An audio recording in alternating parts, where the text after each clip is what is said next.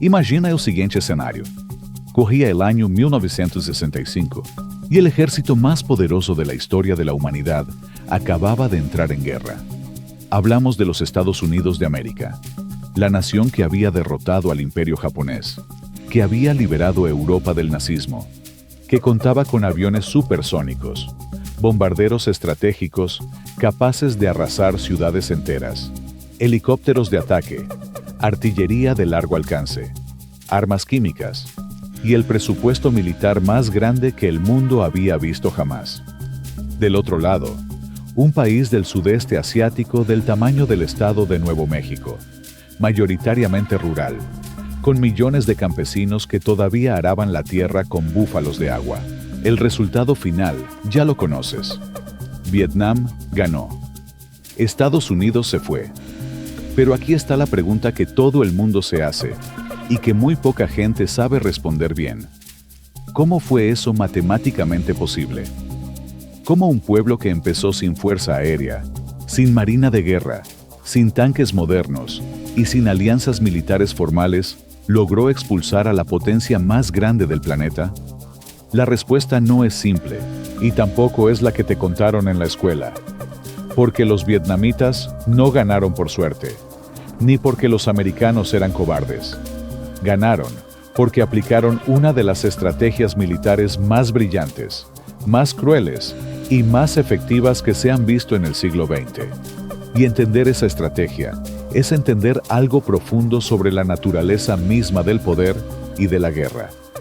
Empecemos por el lado americano, porque el primer gran error de los Estados Unidos no fue militar, fue psicológico. Cuando el Pentágono diseñó su intervención en Vietnam, lo hizo con la mentalidad de la Segunda Guerra Mundial. Y es comprensible, porque esa era la última gran victoria. La lógica era simple: aplicar una fuerza de fuego aplastante, destruir la infraestructura enemiga, controlar el territorio y obligar al adversario a rendirse. Funcionó en Alemania, funcionó en Japón, tenía que funcionar en Vietnam. Pero el secretario de Defensa Robert McNamara y los generales del Pentágono cometieron un error fundamental. Confundieron la capacidad de destruir con la capacidad de ganar. Son dos cosas completamente distintas. Los números son difíciles de creer incluso hoy. Durante toda la guerra de Vietnam, Estados Unidos lanzó aproximadamente 7 millones de toneladas de bombas sobre ese país, sus vecinos, Laos y Camboya. Para que te des una idea de la magnitud, eso es el doble de todas las bombas lanzadas por todos los países durante toda la Segunda Guerra Mundial. Toda ella, combinada. Y eso sin contar el agente naranja, ese herbicida masivo con el que rociaron más de 2 millones de hectáreas de selva para eliminar la cobertura vegetal que usaba el enemigo.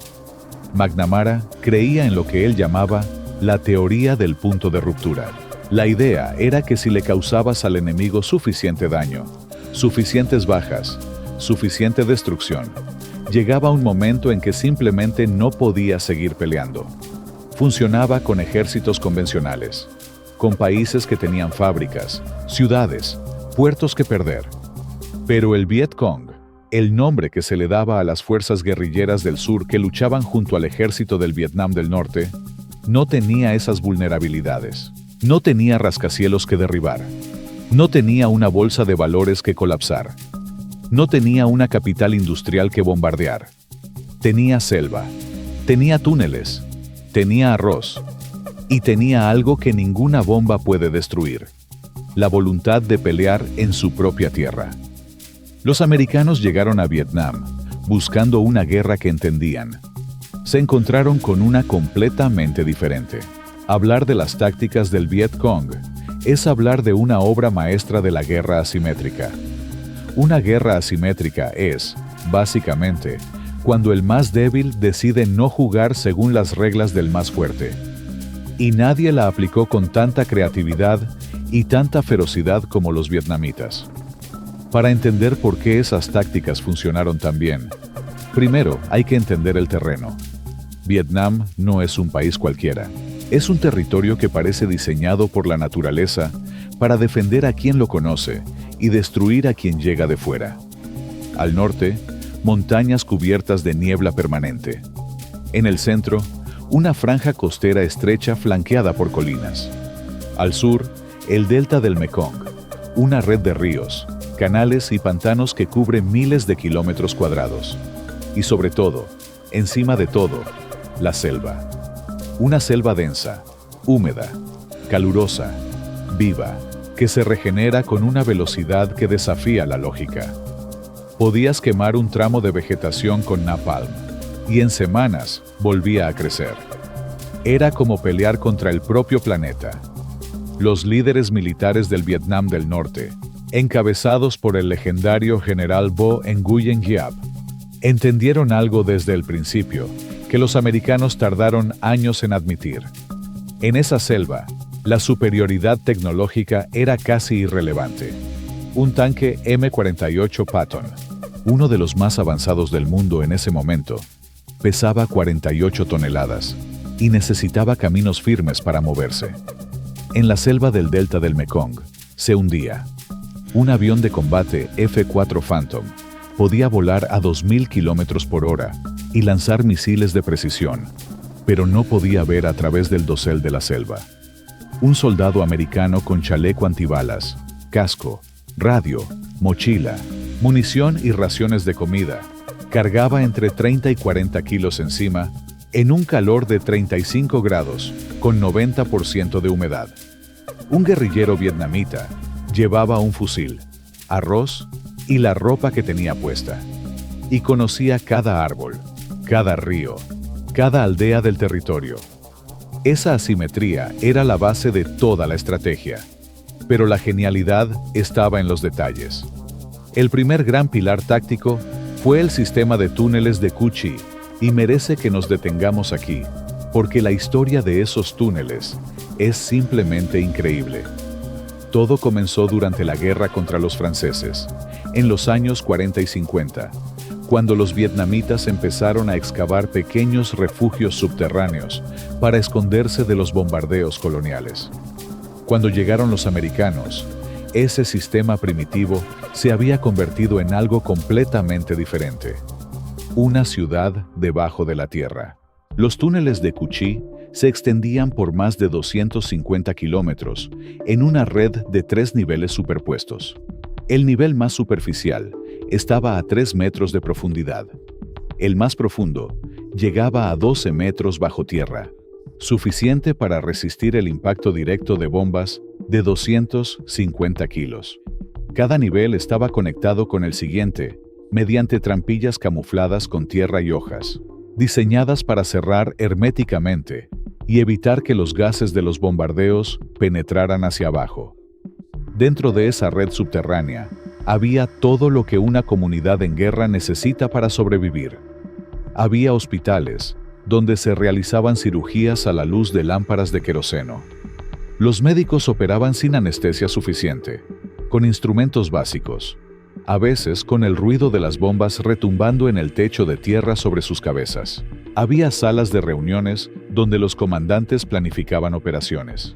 Había cocinas equipadas con un sistema de ventilación tan ingenioso que el humo del fuego era dispersado por múltiples chimeneas falsas distribuidas a lo largo de cientos de metros, de modo que ninguna columna de humo visible desde el aire podía revelar la ubicación de la cocina real. Había dormitorios, talleres donde se fabricaban armas y municiones, depósitos de comida y armamento, escuelas donde los niños recibían clases entre bombardeos, y teatros improvisados donde los combatientes veían representaciones teatrales para mantener la moral. Las entradas a ese mundo subterráneo eran prácticamente invisibles. Una entrada típica medía unos 80 centímetros de largo por 50 de ancho, oculta bajo capas de vegetación y tierra suelta.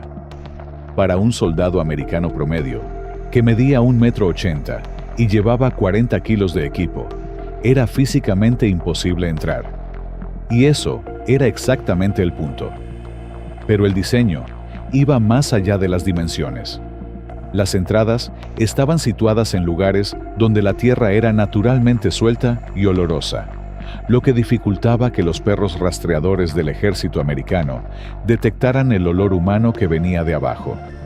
El ejército americano intentó todo para neutralizar esos túneles. Mandaron perros entrenados, pero los vietnamitas aprendieron rápidamente a esparcir pimienta molida y jabón americano en los alrededores de las entradas para confundir el olfato de los animales. Bombearon gas lacrimógeno por las entradas, pero los túneles tenían puertas de madera y tela mojada que filtraban los gases. Introdujeron agua a presión para inundarlos, pero la red de drenaje subterráneo canalizaba el agua lejos de las áreas habitadas.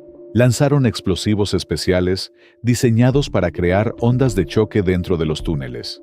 Y los vietnamitas respondieron construyendo cámaras de absorción de presión, pequeños espacios vacíos, intercalados entre secciones del túnel, que disipaban la energía de las explosiones antes de que llegaran a las áreas habitadas. Fue entonces cuando el ejército americano creó los Tunnel Rats, voluntarios, generalmente de estatura pequeña, que se metían en esas galerías oscuras con lo mínimo: una linterna, una pistola de calibre 45 y a veces un cuchillo. Sin radio, sin apoyo inmediato, solos en la oscuridad, sabiendo que al doblar la siguiente curva podía haber un guerrillero vietnamita esperando, o una trampa, o un pozo sin fondo. La mayoría de los Tunnel Rats eran soldados de origen latino o de baja estatura, elegidos simplemente porque su cuerpo cabía en los pasajes. Las entrevistas con sobrevivientes describen un tipo de miedo diferente al del combate abierto. En la selva te podías esconder, podías correr. En un túnel de 80 centímetros de ancho, no había ningún lugar a donde ir. Los vietnamitas habían preparado cada centímetro de esos pasajes para matar. Había trampas de agujas envenenadas colocadas a la altura del cuello en las curvas oscuras. Había pozos cubiertos con telas finas, pintadas del color de la tierra, diseñados para que el Tunnel Rat cayera antes de darse cuenta de que el suelo había desaparecido. Había serpientes de bambú, una de las más venenosas de Asia, atadas con cuerdas a las paredes en puntos estratégicos, de modo que al pasar, rozabas su cuerpo y el animal mordía por reflejo.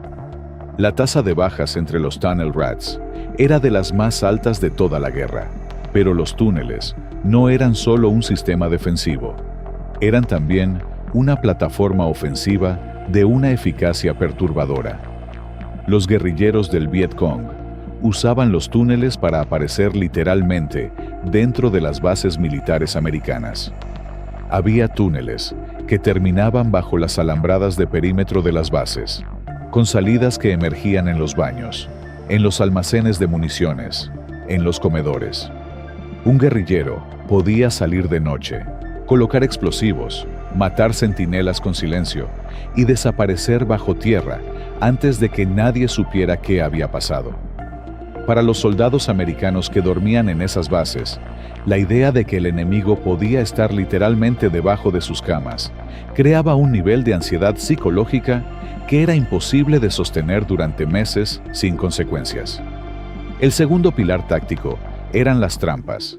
Y aquí hay que detenerse también, porque la variedad, la creatividad y la brutalidad de ese arsenal improvisado no tiene paralelo en la historia militar moderna.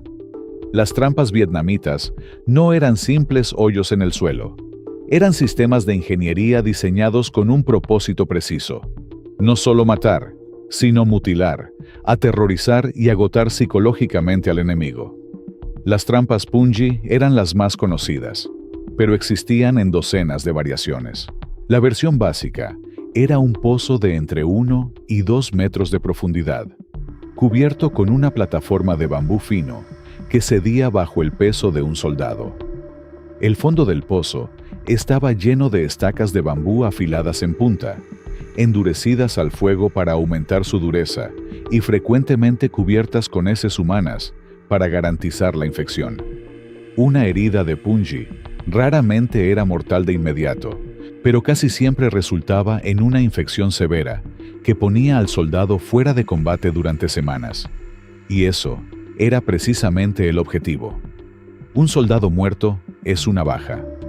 Un soldado herido que necesita ser evacuado, tratado, hospitalizado y reemplazado, consume 5 veces más recursos que uno muerto. La estrategia vietnamita comprendía esa economía de guerra mejor que los propios americanos, pero las variaciones de las trampas Punji llegaban a un nivel de sofisticación que hoy sigue siendo difícil de procesar.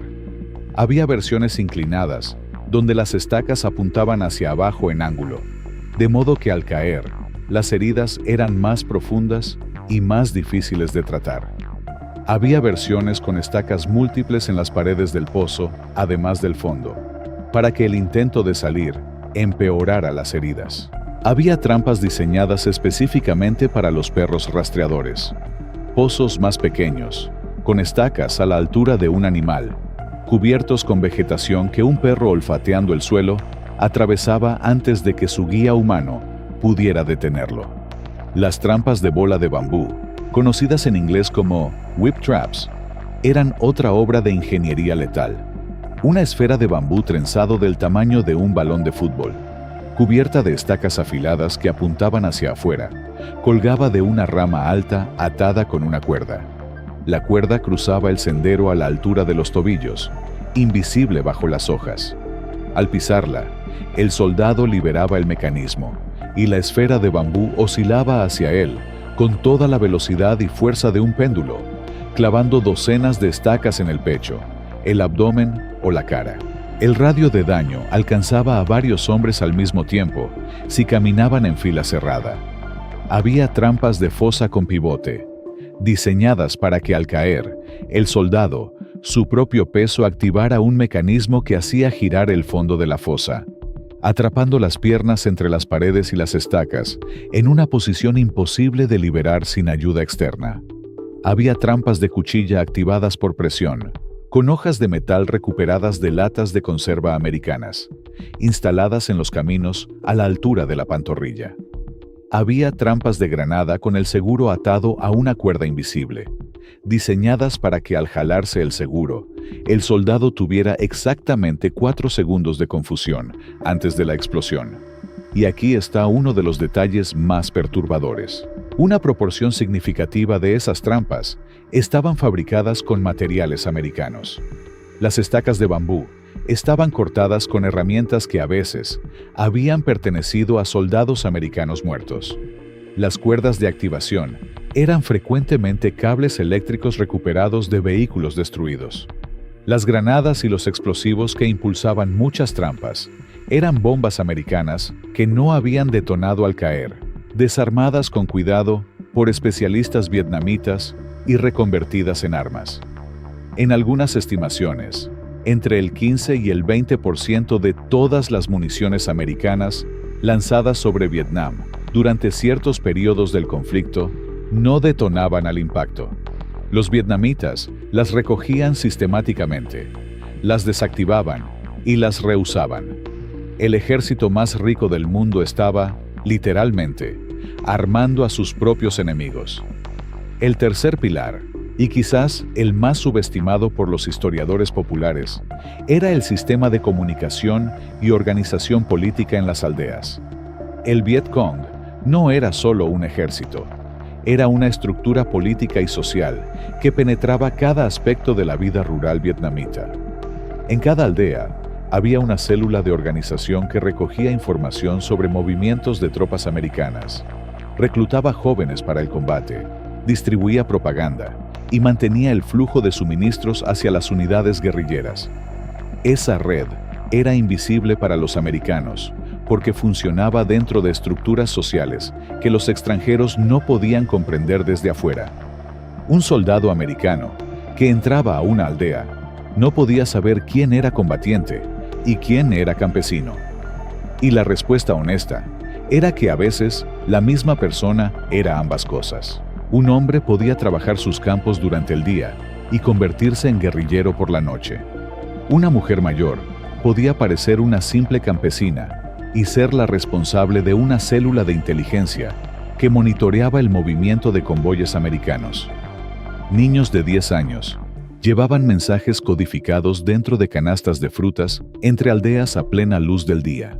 Esa fusión entre población civil y estructura militar era deliberada y era devastadora para los americanos, porque los obligaba a sospechar de todos, y esa sospecha generalizada los convirtió, en muchos casos, en los propios agentes de su derrota moral. El cuarto pilar era la ruta Ho Chi Minh. Y como dije antes, nombrar la ruta es quedarse muy corto. Era un organismo vivo. Este sistema logístico comenzó como un conjunto de senderos de montaña usados desde tiempos ancestrales por las poblaciones de las zonas fronterizas entre Vietnam, Laos y Camboya. A partir de 1959, el gobierno del Vietnam del Norte comenzó a desarrollarlo sistemáticamente hasta convertirlo en la columna vertebral de toda la guerra. En su etapa de máximo desarrollo, la ruta Ho Chi Minh incluía más de 20.000 kilómetros de caminos y senderos, miles de depósitos subterráneos de suministros distribuidos a intervalos regulares a lo largo de la ruta, estaciones de descanso y hospitales de campaña escondidos bajo la vegetación, y un sistema de defensa antiaérea formado por unidades de artillería ligera distribuidas en puntos estratégicos a lo largo del recorrido. Los porteadores que sostenían esa ruta merecen un reconocimiento especial, porque su historia es una de las más extraordinarias de toda la guerra. Eran en su mayoría mujeres jóvenes, entre 15 y 25 años, que cargaban entre 40 y 60 kilos de suministros en bicicletas modificadas o a sus espaldas, caminando de noche para evitar los ataques aéreos, por senderos de montaña con pendientes de 45 grados, en lluvia y oscuridad total, a través de selvas infestadas de insectos y serpientes. Muchas de ellas hacían ese recorrido de ida y vuelta múltiples veces. Las estimaciones más conservadoras hablan de que por esa ruta transitaron, a lo largo de los años de guerra, más de 1 millón de toneladas de suministros y más de 1 millón de soldados de refuerzo. Los americanos la bombardearon con una intensidad casi increíble. Solo sobre Laos, por donde pasaba una sección crítica de la ruta, se lanzaron más de 2 millones de toneladas de bombas entre 1964 y 1973, lo que convierte a ese pequeño país en el territorio más bombardeado per cápita de la historia humana. Y la ruta siguió funcionando, porque cada vez que una sección era destruida, centenares de trabajadores locales la reparaban en horas, o simplemente abrían un desvío. Los caminos más importantes tenían rutas alternativas secundarias ya preparadas de antemano. Había tramos donde los puentes sobre los ríos habían sido destruidos tantas veces que los vietnamitas dejaron de reconstruirlos y simplemente construyeron puentes sumergidos, estructuras de madera y piedra que atravesaban los ríos a 30 centímetros bajo la superficie del agua, invisibles desde el aire, perfectamente funcionales para vehículos ligeros. Era, en definitiva, un sistema diseñado para ser indestructible porque nunca dependía de ningún punto único. Era una red, y las redes no se rompen destruyendo nodos. Se rompen destruyendo la voluntad de quien las mantiene, y esa voluntad nunca se rompió. Pero ninguna estrategia militar hubiera sido suficiente si el conflicto no hubiera tenido otra dimensión completamente diferente. Una que se desarrolló no en la selva de Vietnam, sino en los salones de televisión de las casas americanas.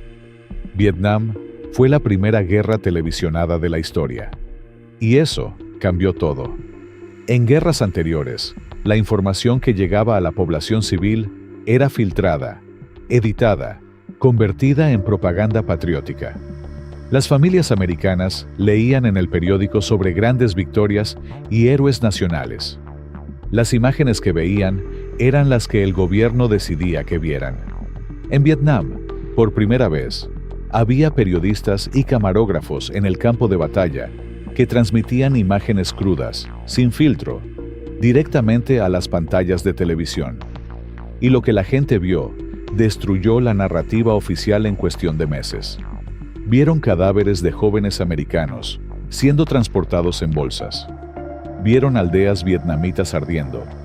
Vieron la famosa foto de la niña de 9 años, Kim Phuc, corriendo desnuda por una carretera, huyendo de un ataque de napalm. Y vieron el episodio que quizás más dañó la credibilidad del gobierno americano: la ofensiva del Tet. En enero de 1968, el Viet Cong lanzó ataques simultáneos sobre más de 100 ciudades y pueblos del Vietnam del Sur, incluyendo la capital, Saigón, donde combatientes guerrilleros llegaron a penetrar en el interior de la embajada de los Estados Unidos durante horas. Militarmente, la ofensiva fue un fracaso para el Viet Cong, que sufrió bajas enormes y no logró ninguno de sus objetivos territoriales. Pero políticamente, fue una catástrofe para Washington. El gobierno americano llevaba años diciéndole al pueblo que la guerra estaba siendo ganada, que el enemigo estaba debilitado, que había luz al final del túnel. Y entonces, el mundo entero vio al Viet Cong atacando simultáneamente en todo el país. Si el enemigo estaba tan debilitado, ¿cómo era posible eso? La confianza en el gobierno se desplomó. Las protestas que ya existían en el país explotaron. Jóvenes quemaban sus tarjetas de reclutamiento en las calles. Universidades enteras se paralizaban. Figuras públicas que antes apoyaban la guerra comenzaban a cuestionarla. El senador Robert Kennedy, el reverendo Martin Luther King Jr., el periodista Walter Cronkite, la voz más respetada del periodismo americano de la época, todos dieron vuelta a su posición públicamente. Y todo esto, mientras en la selva, los soldados americanos vivían un infierno privado que nadie en Washington quería discutir abiertamente. La tasa de enfermedades era devastadora: malaria, dengue, infecciones por parásitos. El calor y la humedad convirtieron el equipo en una carga insoportable. El enemigo era literalmente invisible. Podías patrullar durante semanas sin ver un solo combatiente del Viet Cong. Y de repente, caer en una emboscada de 10 minutos que dejaba la mitad de tu unidad en el suelo. El estrés psicológico generó tasas de trastornos mentales, adicción a las drogas y comportamientos violentos dentro del propio ejército que fueron encubiertos durante décadas. El ejército americano estaba ganando casi todas las batallas que se peleaban de manera convencional, pero estaba perdiendo la guerra, porque no entendía que esa no era una guerra convencional. El 30 de abril de 1975, las últimas personas evacuadas de Saigón salieron en helicópteros desde el techo de la Embajada de los Estados Unidos, mientras los tanques del ejército del Vietnam del Norte entraban a la ciudad. Las imágenes de esa evacuación desesperada dieron la vuelta al mundo. El conflicto más largo y más caro de la historia militar americana había terminado. Y lo había terminado la derrota. El costo fue brutal para ambos lados. 58,000 soldados americanos muertos. Entre 2 y 3 millones de vietnamitas muertos, civiles incluidos. Un país destruido física y ecológicamente durante generaciones. Pero la lección que Vietnam le dejó al mundo va más allá de los números. Es una lección sobre la naturaleza del poder. Porque el poder tecnológico, el poder económico, el poder militar en términos de equipamiento y presupuesto, no garantiza la victoria cuando te enfrentas a una población que está peleando por su propia supervivencia en su propio terreno. Los vietnamitas no ganaron porque tuvieran mejores armas. Ganaron porque entendieron algo que el Pentágono no quiso entender: que la guerra no se gana cuando destruyes al enemigo, sino cuando logras que el enemigo ya no quiera seguir peleando. Y los americanos, que estaban a 12,000 kilómetros de casa, en un clima que no conocían, contra un enemigo que no podían ver, peleando por objetivos que con el tiempo ya nadie sabía explicar claramente, llegaron a ese punto mucho antes que los vietnamitas, que estaban peleando literalmente por sus hogares, por sus familias, por su país. Sun Tzu lo escribió hace 2500 años. El supremo arte de la guerra es someter al enemigo sin luchar. Vietnam no sometió a los Estados Unidos en el campo de batalla, los sometió en la mente. Y eso, amigos, es quizás la mayor lección militar del siglo XX. La historia no la gana siempre el más fuerte. A veces la gana el que tiene más razones para no rendirse. Si este video te hizo ver la historia con otros ojos, si te generó esa curiosidad de querer entender el mundo más profundo, más real, más allá de lo que te cuentan en los libros del colegio, entonces ya sabes lo que tienes que hacer. Dale al botón de suscribirse, porque esto es solo el comienzo.